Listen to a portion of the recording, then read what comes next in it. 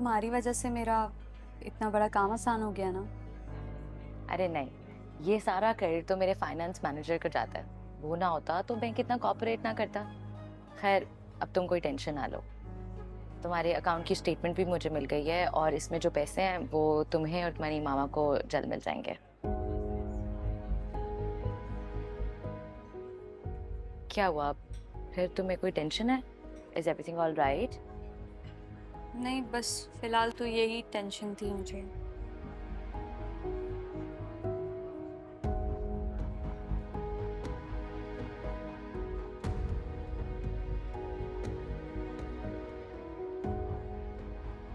तुम्हें कोई भी परेशानी हो, कोई बात करनी हो, I am always a call away. तुम मेरे लिए जॉब का कुछ कर सकती हो? हाँ, व्हाई नॉट। तुम ऐसा क्यों नहीं करती, मेरे ऑफिस में जॉब कर लो। नहीं नहीं, वहाँ ताहिर भाई होंगे। ज़ारा आपी को पता चल जाएगा, उनसे मामू तक बात पहुँच जाएगी। तुम अपनी सोच से कहीं और बात कर सकती हो मेरे लिए प्लीज। डोंट वरी, कुछ ना कुछ हो जाएगा। I try. Thank you so much. Chips enjoy करो, दे वेरी नाइस, क्रिस्पी।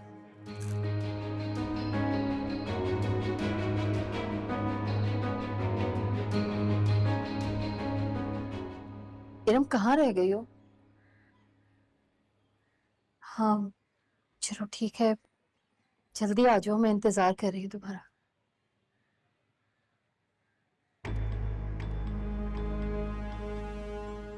तुम? हाला, मैं और उसामा आपसे मिलने आए हैं। मना किया था ना कितनी बार मैंने तुम्हें, यहाँ मत आना। समझ में नहीं आती तुम लोगों की मेरी बात। खुद तो तुम आई हो और इसको भी अपने साथ लिए, जिसकी शक्ल में देखना नहीं चाहती। वो मैं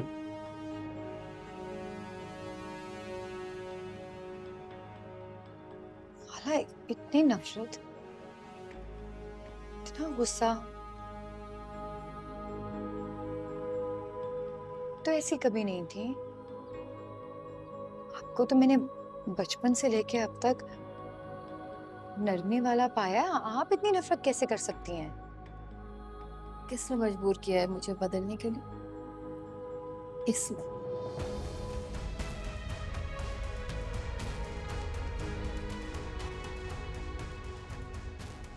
तो यकीन मानिए, मैंने कुछ जानबूझकर नहीं किया। मुझे आइडिया भी नहीं था कि बात इस हद तक बढ़ जाएगी। बहुत मासूम हो ना उसामा। उस रात भी अपनी मासूमियत और शरारत में फवाद को अपने साथ ले गए।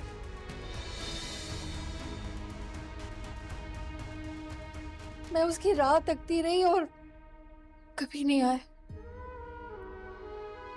बहुत शर्मिंदा हूँ, इस स्वर में बहुत शर्मिंदा हूँ। प्लीज मुझे माफ कर दे।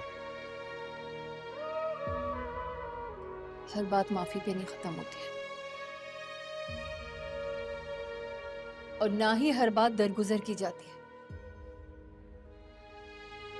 हाला, आप इस सारी सिचुएशन में अकेले उसामा का कसूरवार नहीं ठहरा सकती हैं। इसमें इसका अकेले का कसूर नहीं है, आप जानती हैं।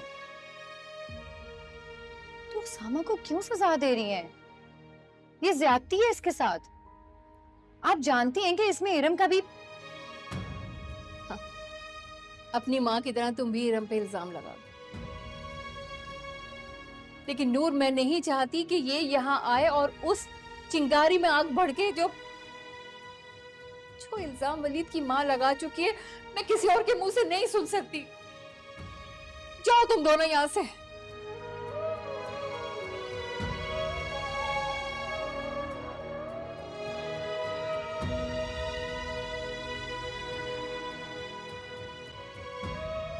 चलो उसामा, नूर, चलो।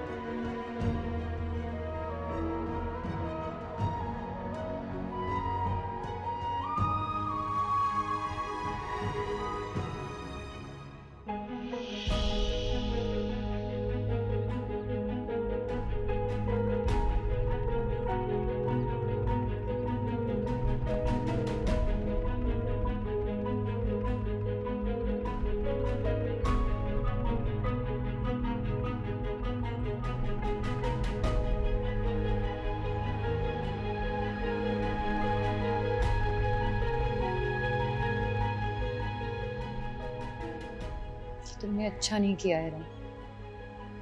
जो बात आसानी से ठीक हो सकती थी तुमने उसे भी बिगाड़ दिया। अच्छा तो आपने नहीं किया उस इंसान के साथ जिसने अपनी जिंदगी से बढ़कर आपको चाहा था नूर आपी।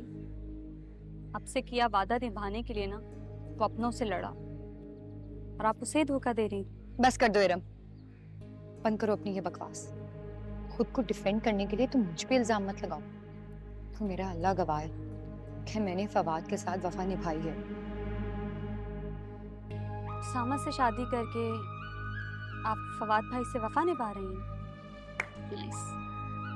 हाँ, जब तक हो सकता था मैंने फवाद के साथ वफा निभाई है, लेकिन उसामा से शादी के बाद मेरी सारी वफा सारी मोहब्बत सिर्फ उसामा के लिए।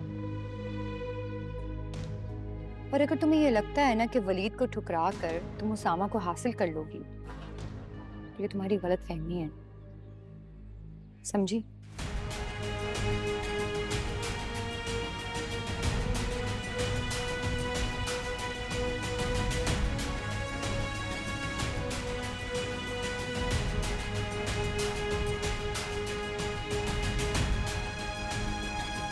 और अगर तुम्हें ये लगता है ना कि वलीद को ठुकरा कर तुम उसामा को हासिल कर लोगी, तो ये तुम्हारी गलत फहमी है।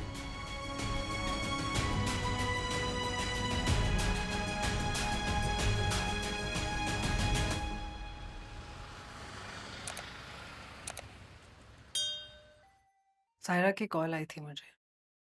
She was quite rude to me, लेकिन वे बात करते करते खुद ही ठीक हो गई। चला गया ना वलीद लंदन। इसीलिए तो वो अपसेट थी।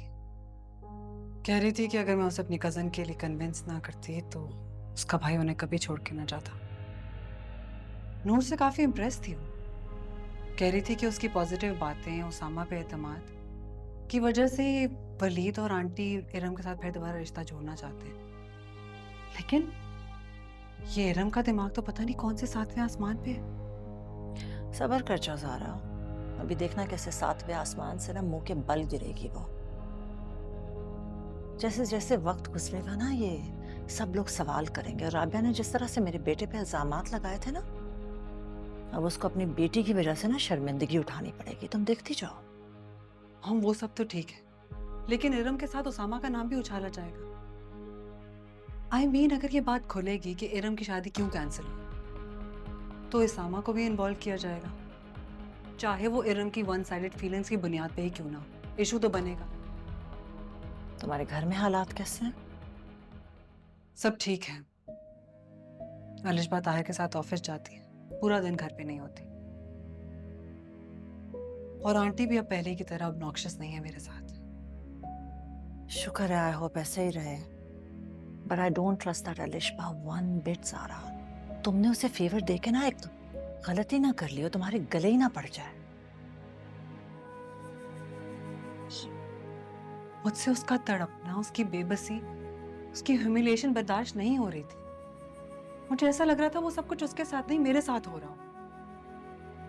और दूसरी बात, अलिशबा के रोने धोने पे आंटी फिर से ताहिर को ब्लैकमेल करने की कोशिश कर रही थी। ताहिर उनको अकेला छोड़ के जाने पे दिल से राजी नहीं थे।